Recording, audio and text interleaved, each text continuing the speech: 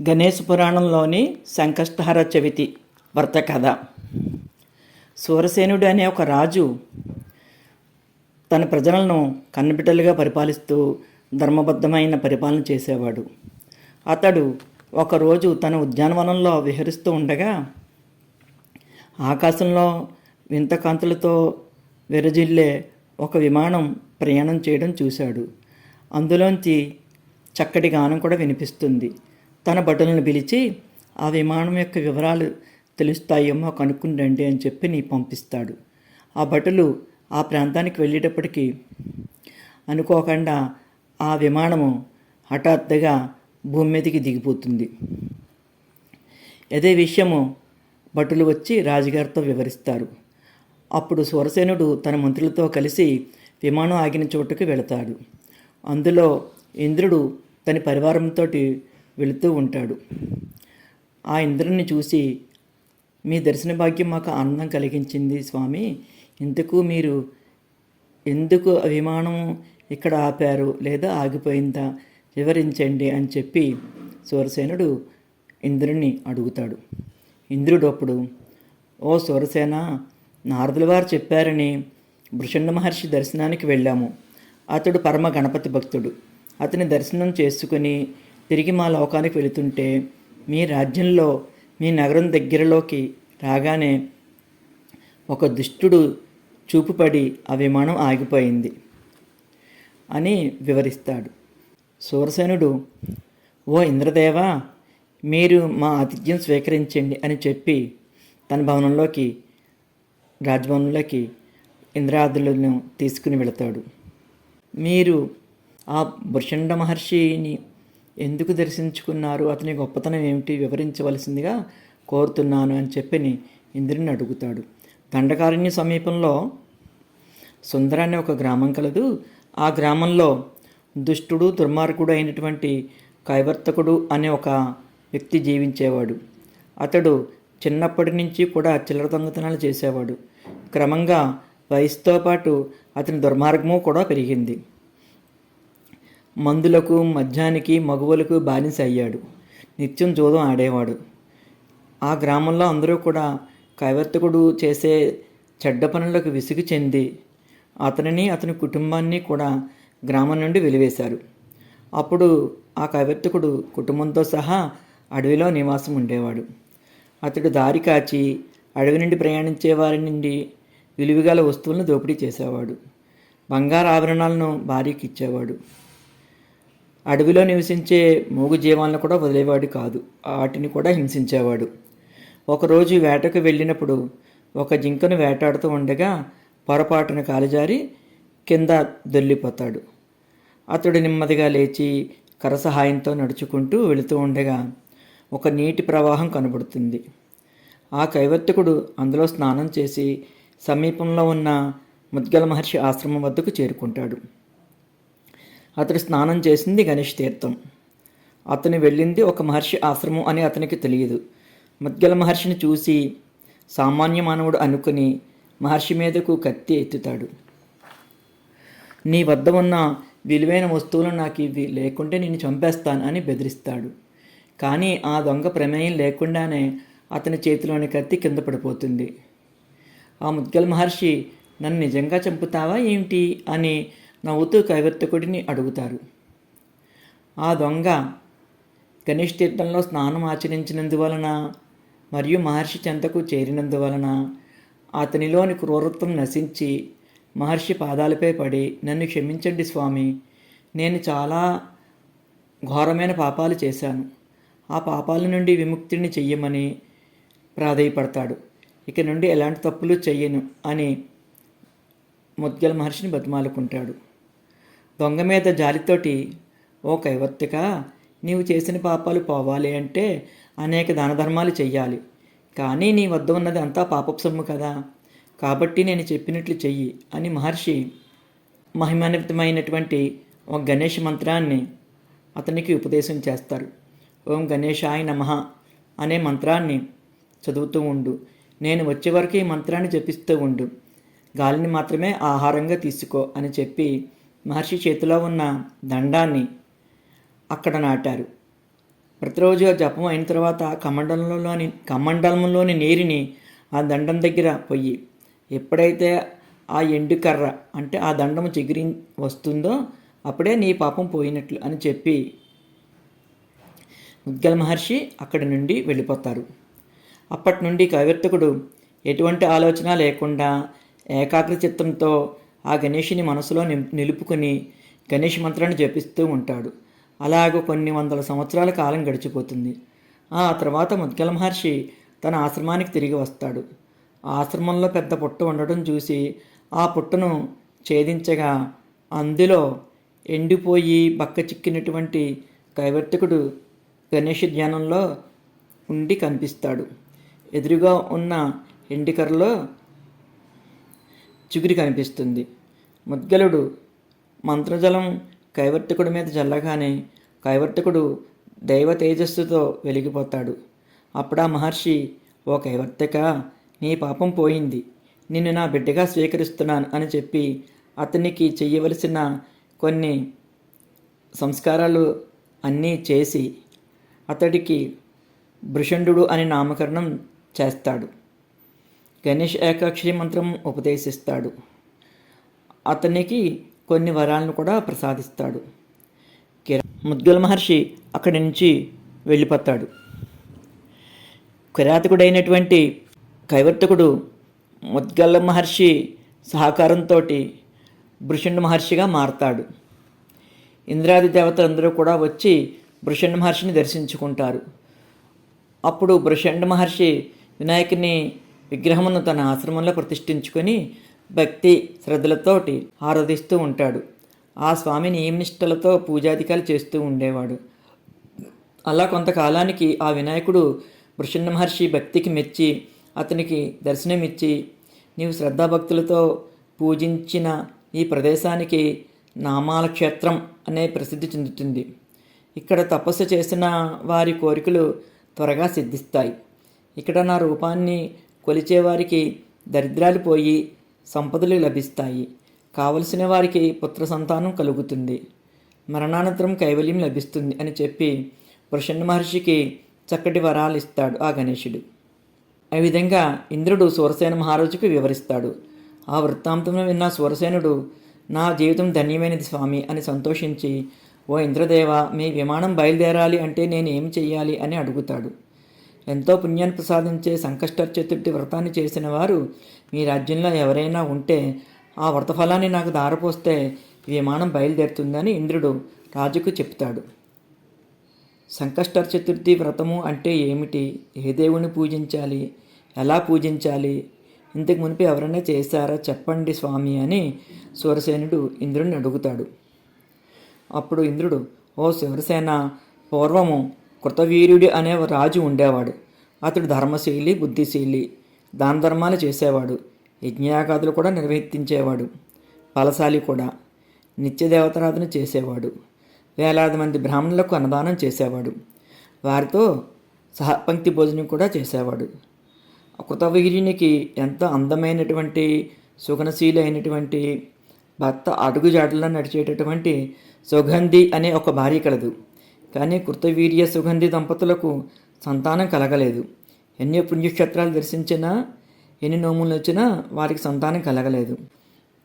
పుత్ర సంతానం లేని జీవితం మీద విరక్తి కలిగిన కృతవీర్యుడు రాజ్యభారాన్ని మంత్రులకు అప్పగించి, సంతానం లేని జీవితం ఎందుకని అరణ్యానికి వెళ్ళి కఠోర తపస్సు ఆచరించాడు. ఆకాశంలో విహరిస్తున్న నారదుల వారు తపస్సు చేస్తున్న ఆ వ్యక్తి ఎవరు, అంత బక్కగా చిక్కిపోయి ఉన్నాడు ఎవరా అని భూమి మీదకు దిగి కృతవీర్యుని చూస్తాడు. ఎందుకు తపస్సు చేస్తున్నాడో తెలుసుకుని పితృలోకంలో ఉన్న కృతవీర్యుని తండ్రి దగ్గరికి వెళ్ళి, నీ కుమారుడు సంతానం లేక బాధపడుతున్నాడు, అందుకు తపస్సు చేస్తున్నాడు అని చెప్పి వెళ్ళిపోతాడు. అటుగా వెళుతూ కుంభీపాకం అనే నరకంను చూస్తాడు. అందులో ఎవరు ఉన్నారో చూద్దామని లోపలికి వెళ్ళగా అందులో భృషండు మహర్షి తల్లిదండ్రులు, పూర్వాశ్రమంలో అతని భార్య, కూతురు నరక బాధలు అనుభవిస్తుంటారు. వారి బాధలు చూసి చలించిపోయిన నారదుల వారు భృషండు మహర్షి ఆశ్రమానికి వచ్చి, నీవు ఎంతటి శక్తివంతమైన ఋషీశ్వరుడి అయినా నీ పూర్వాశ్రమంలోని నీ తల్లిదండ్రులు, భార్య, కూతురు కుంభీపాక నరకంలో బాధలు అనుభవిస్తున్నారు అని చెప్పి వెడలిపోయాను. అప్పుడు ప్రసన్న మహర్షి కళ్ళు మూసుకుని గణేష్ మంత్రం చదువుతూ ఆ వినాయకుని ప్రార్థిస్తాడు. ఏమి చెయ్యాలి అనేది ప్రసన్న మహర్షికి అర్థమవుతుంది. ఒక శుభముహూర్తాన కమండలంలోని నీరుని తీసుకుని దానిని మంత్రించి, ఓ విఘ్నేశ్వర, నేను పరమనిష్టతో సంకష్టహర గణపతి వ్రతం చేసిన వాడిని అయితే ఆ వ్రత ఫలితం ద్వారపోస్తున్నాను. నా తల్లిదండ్రులను, నా భార్య బిడ్డలను నరకం నుంచి విముక్తి కలిగించండి అని కోరుకుంటాడు. ఆ గణపతి అనుగ్రహం వల్ల భృషండ మహర్షి కుటుంబం నరకం నుండి బయటికి వస్తుంది. గణేష్ దూతలు వచ్చి భృషండ మహర్షి కుటుంబం అందరినీ గణేష్ లోకానికి తీసుకుని వెళ్తారు. సూరసేన ఒక్కసారి సంకష్టార గణపతి వ్రత ఫలితాన్ని దానం చేయటం వలన వచ్చిన ఫలితం ఇది. కాబట్టి మీ రాజ్యంలో ఎవరైనా సంకష్టార గణపతి వ్రతం చేసుకున్నవారు వారి వ్రత ఫలితం నాకు దానం చేస్తే ఆ విమానం కదులుతుంది అని ఆ రాజునికి చెప్పాడు.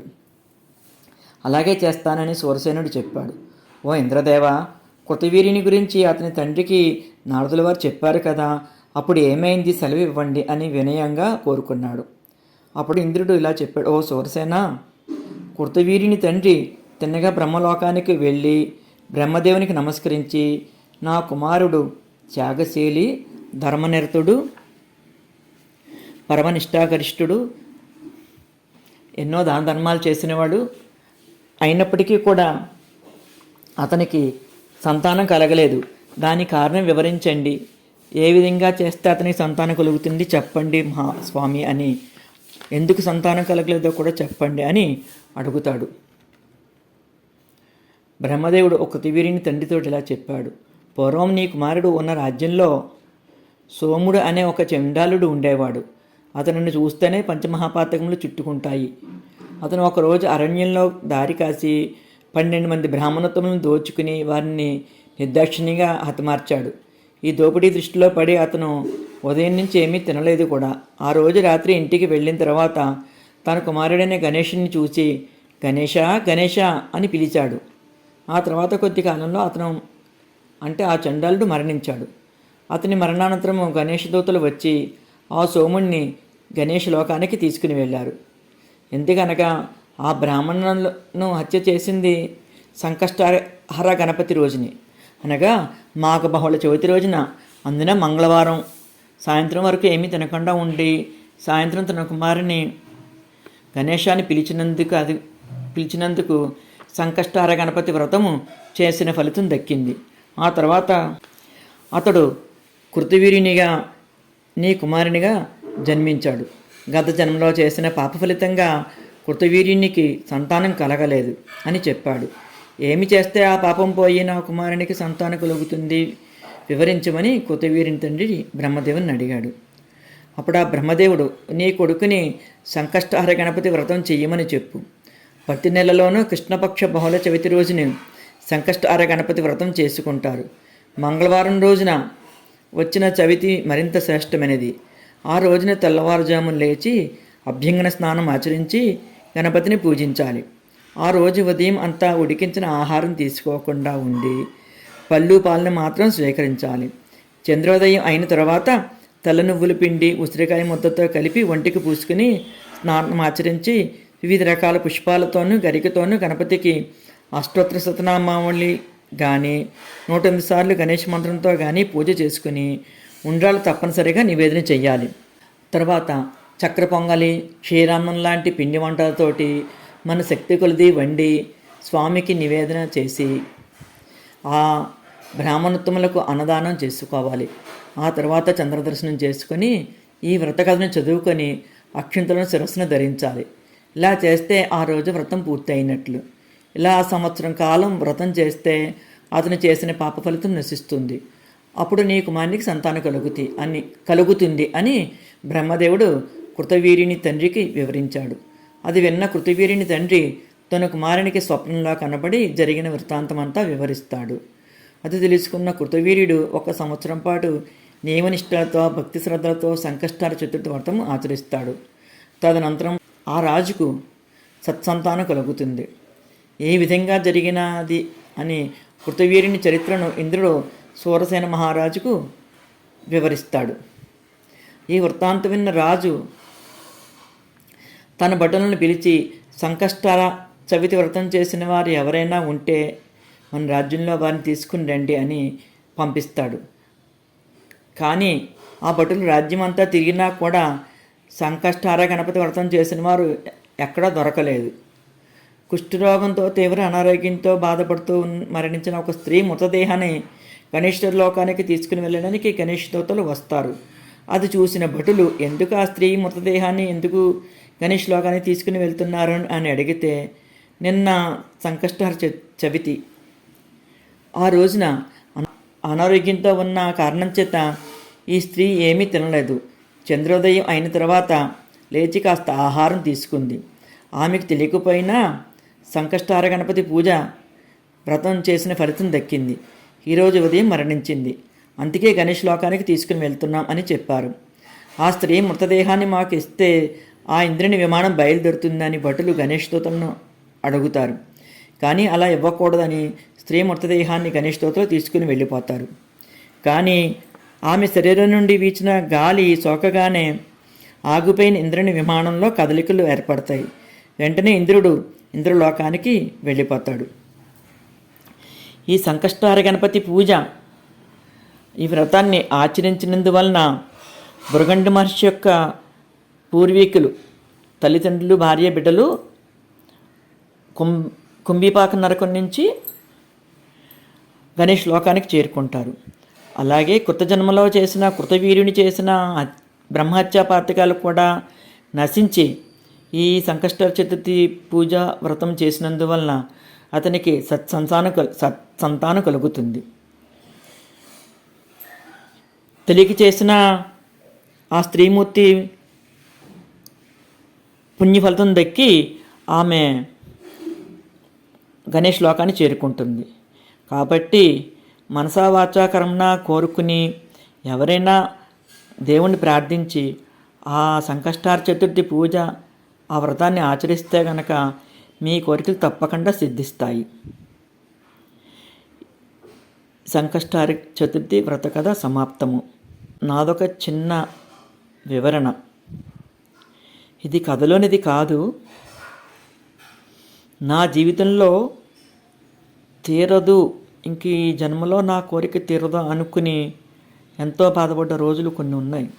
తల్లిదండ్రులు, అత్తమామలు, భర్త అందరి సహకారం ఉన్నప్పటికీ కూడా ఆ కోరిక తీర్చుకోలేనేమో అని చాలా రోజులు బాధపడ్డాను. కానీ మీకులాంటి ఒక వ్యక్తి సంకష్టార గణపతి పూజ చేసుకోండమ్మా, మీ కోరిక తీరుతుంది, 24 సార్లు చేసుకోవాలి అని ఆయన నాకు చెప్పారు. ఎలా చేసుకోవాలో పూర్తిగా ఆయన చెప్పలేదు. నాకు తెలిసినట్టుగా నేను వినాయకుడికి అష్టోత్తర నామాలతోటి పూజ చేసుకుని ఉండాలి మాత్రం నివేదన చేసేదాన్ని. కథ చదువుకోలేదు, పీఠం పెట్టుకోలేదు, ముడుపు కట్టలేదు, ఉపవాసం కూడా లేను. ఉదయం పూజ చేసుకుని మధ్యాహ్నం మామూలుగా భోంచేసేదాన్ని. అయినప్పటికీ కూడా ఆ 24 సార్లు పూర్తి అయ్యేటప్పటికీ తీరదన్న కోరిక పూర్తిగా ఫలించింది నా జీవితంలో. ఇది ఖచ్చితంగా చెబుతున్నాను. నాకు తీరింది. తీరదన్న కోరిక తప్పనిసరిగా ఫలితానికి లభించింది. నా కోరిక తీరింది. నేను ఎందుకు చెప్తున్నానంటే, మీకు ఏదో కథలో చెప్పారు, ఏదో చెప్తారు, అది ఎంతవరకు అని అనుకుంటారు. ఇది నిజంగా నా జీవితంలో జరిగింది కాబట్టి నేను కిందన ఈ వివరణ ఇస్తున్నాను. మీకైనా కోరికలు ఉంటే కనుక 3 సార్లు కానీ, ఒక 5 సార్లు కానీ, ఒక 11 సార్లు కానీ మీరు దండం పెట్టుకుని నమ్మి చేస్తే కనుక తప్పకుండా మీ కోరిక తీరుతుంది. నేను ఫలితాన్ని పొందాను కాబట్టి విడిగా నా వివరణ ఇలా ఇస్తున్నాను. ఆసక్తి ఉన్నవాళ్ళు పూజ చేసుకోండి, మీ ఇష్టం. సర్వే జనా సుఖినో భవంతు.